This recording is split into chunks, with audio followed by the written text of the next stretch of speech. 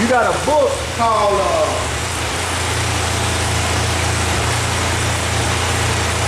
me see if I can find the book. Y'all bear with me. You got a book called 1453, and that 1453 is a key number for when we fell.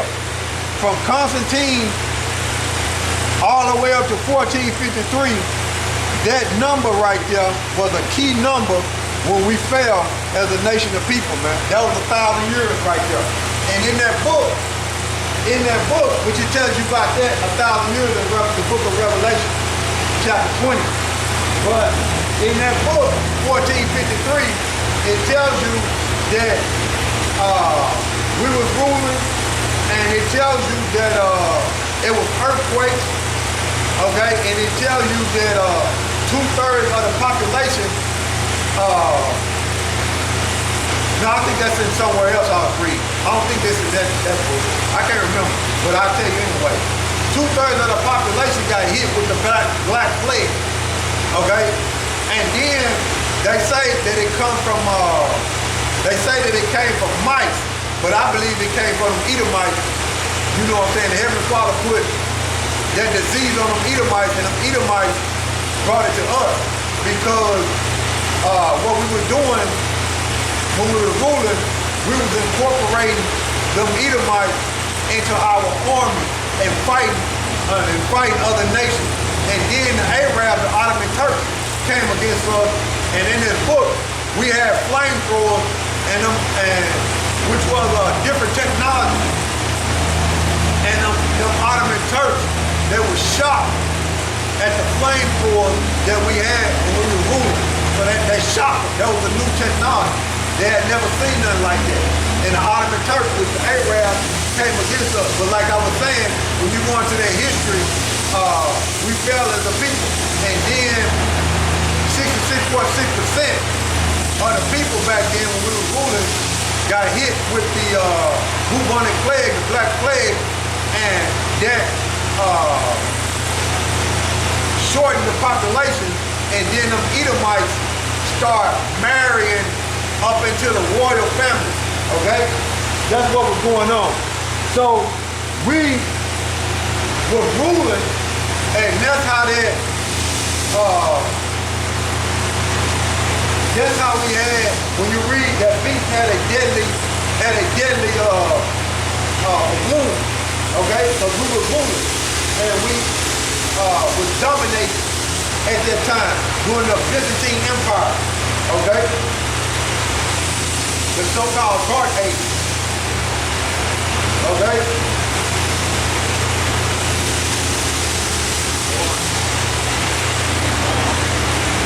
Go on.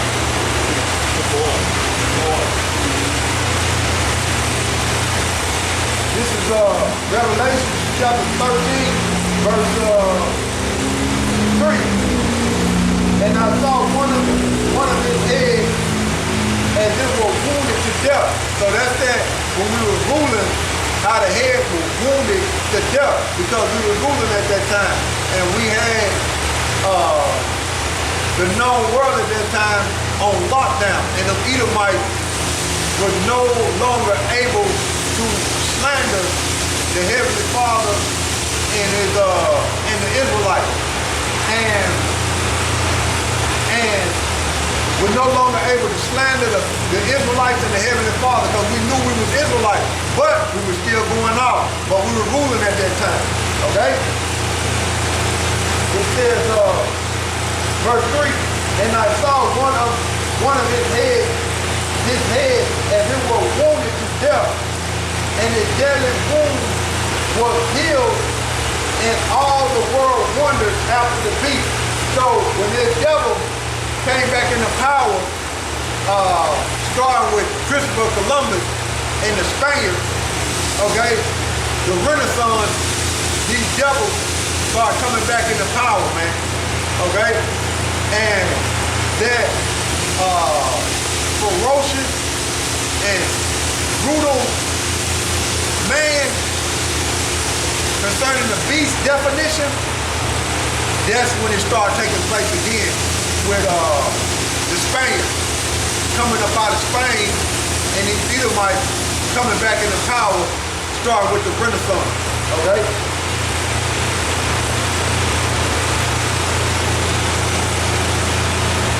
I'll read that again.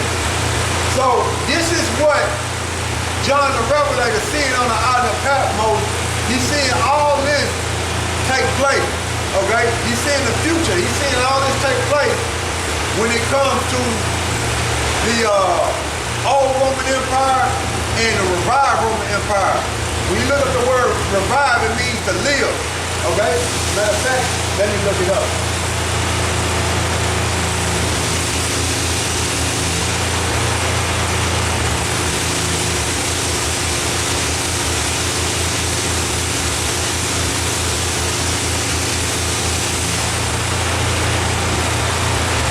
What does the word revive mean? It said the word revive, which like I was saying, it said to revive means to restore to life or consciousness. So John is seeing when Ideli was healed, he's seeing the restore to life or the consciousness of this beast coming back into power. And he's seeing these Edomites starting to rise, man. And it first started with the Spaniards when they was coming over Cristobal Colon, okay? It says, I'll read that again. And I saw one of the heads as it were wounded to death, and his deadly wound was healed, and all the world wondered after the beast. So when this Edomite came back into power, everybody admired and looking at it was like shocked. You know what I'm saying? That the grip that these Edomites had on the world, man, they were shocked and admired and looked at America like, look, we want to go there, okay? We want to be a part of that kingdom. We want to be a part of them, okay? This beast, okay? That's the way people was looking at it when it came back into power, okay? And they worship the dragon which gave power unto the beast. So it says they worship the dragon which gave power unto the beast, the Roman Empire, which is ruled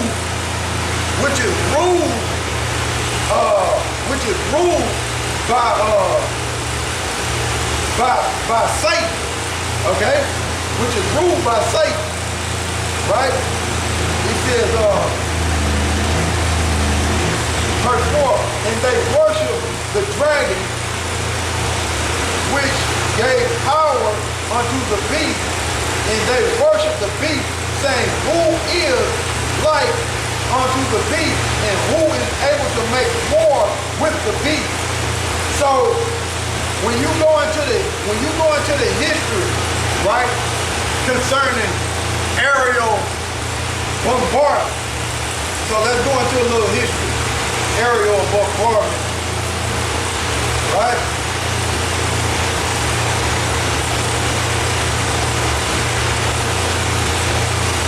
All right, the origin of aerial bombardment, right? This is where I'm at. That's where I'm at, right? It says the bombing that took place during World War II has had a huge impact on the world remembrance and commemoration of the events of 1939 through 45 and beyond, right? Before exploring the impact on civilians and the peace movement that were formed as a result of the horrors of World War II, we first wanted to explore the origins of aerial warfare. It says World War II has been called the but the origin of the aerial warfare predated even World War I. The first bomb dropped from the air was in 1911 in the Turkish-Italian War. In 1912, in the Moroccan War, the French and the Spanish also used aerial bombing against the population.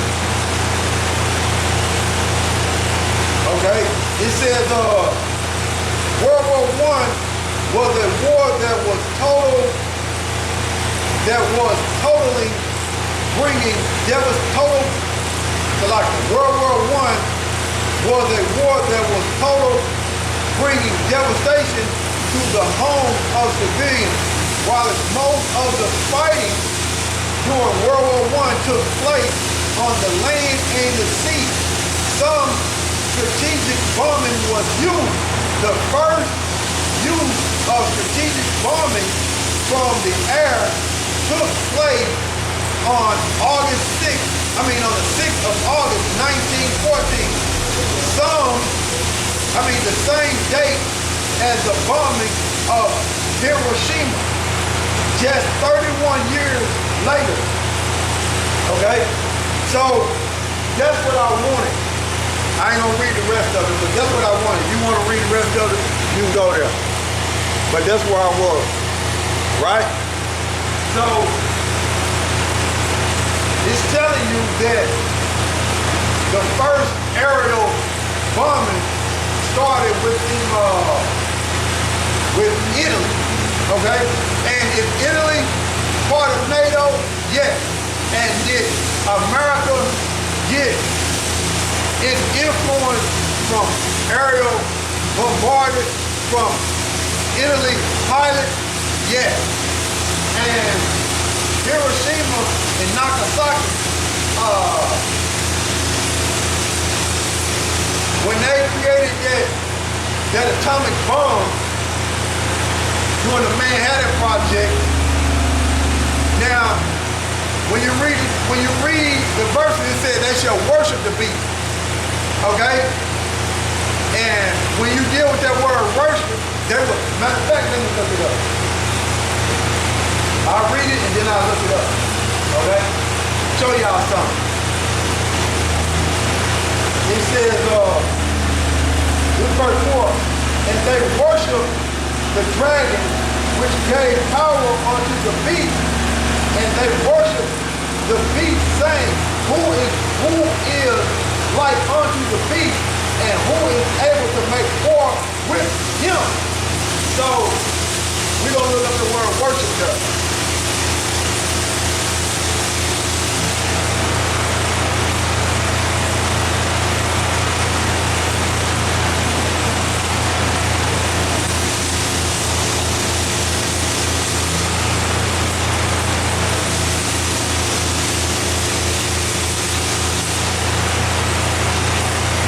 Now you got to remember, these are Edomites that's in power, and John is seeing this, and he's seeing Israelites involved too.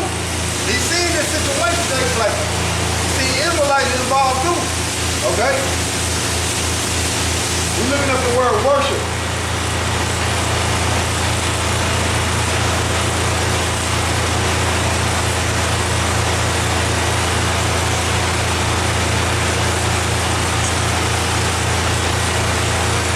Proskuneo, this is Strong's G 4352. Proskuneo. It says to kiss the hand toward, two words. One in token of reverence. Reverence going to fear. Right? It says use of homage shown to a man and being of superior rank. So you got Jake that's involved in this too. So they worshiping the beast. Okay, I'll read that again so you can catch it. It says,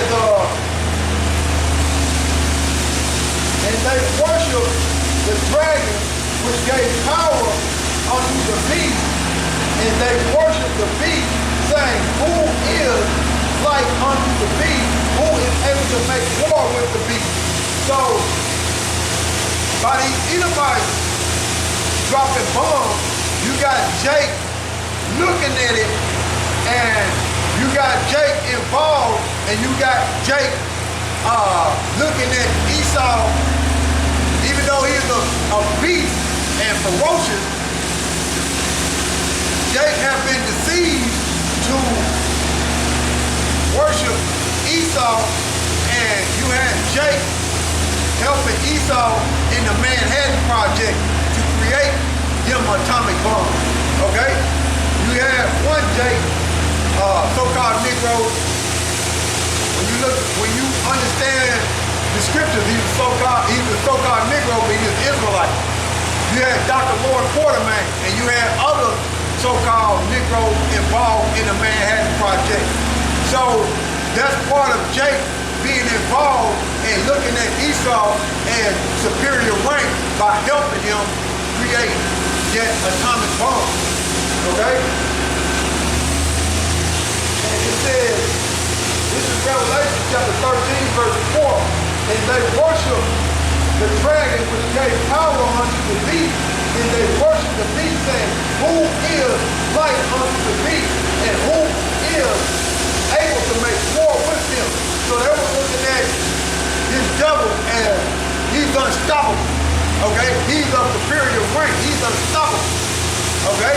That's the way the world was looking at him, and that's the way these Israelites was looking at him, who was helping. Okay?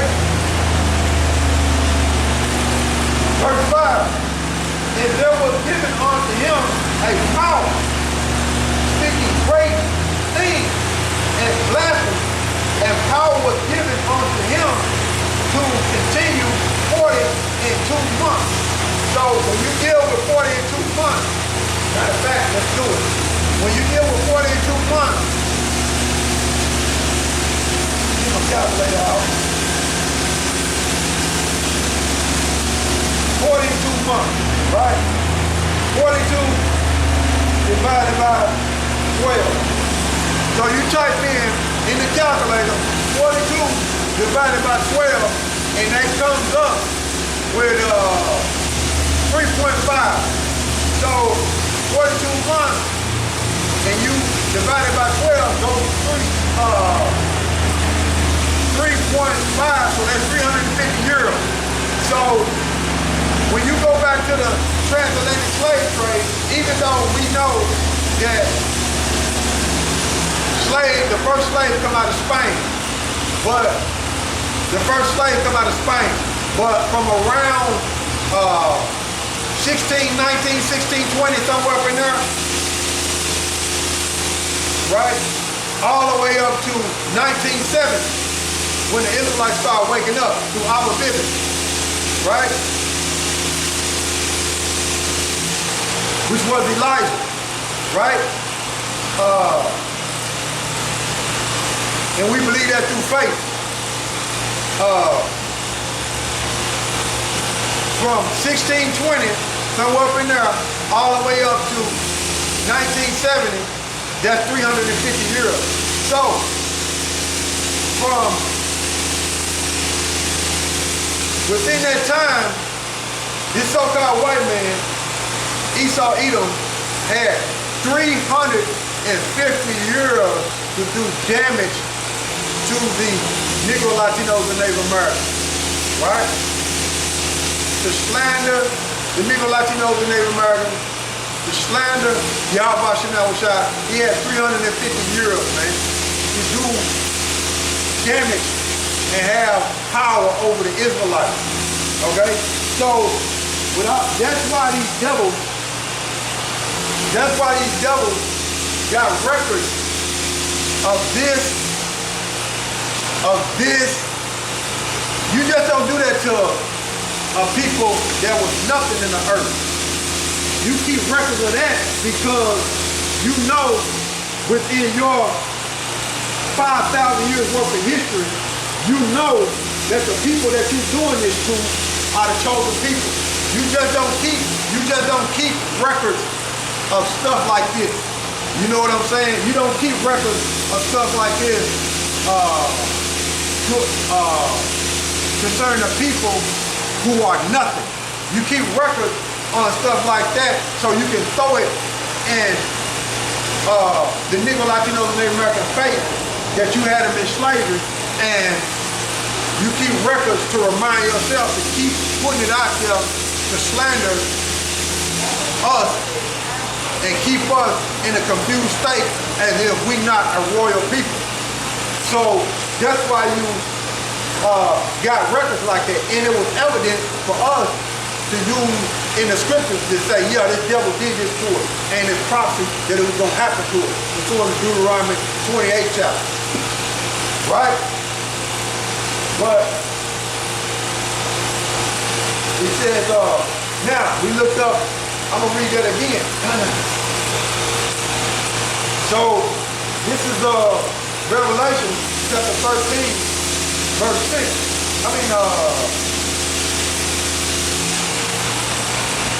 Verse 5. And there was given unto him a mouth speaking great things. So he was speaking proud and slandering. Okay? Speaking proud and slandering and blasphemy. Slandering the good name of the Heavenly Father and His Son, and slandering the Israelites. And power was given unto him to continue 40 and 2 months, three and a half years, 350 years, right? And he opened his mouth in blasphemy against YAHAWASHI, to blaspheme his name and his tabernacle and them that dwell therein, the Israelites, man. So from the Heavenly Father and His Son to the Israelites, which is in YAHAWASHI's tabernacle and the angels, that's why you got this devil. They got stuff like this pushed. Now he had 350 years, right? That's why you got stuff like this that have been brought up, iconoclasm. You see, iconoclasm is the destruction of religious icons and other images or monuments for religious or political motives. So you see that this devil invoking his spirit into the earth, and he covering the dark images, which is us. Okay? And then you got this devil. Where he at? Where is this devil at? He hiding somewhere. Ah, there you go. You got this all over the earth. Okay? And it's the records on that devil. Okay? Do you recognize this criminal? Okay? That's Caesar Borgia. And in the book by Marion Johnson, it tells you how this devil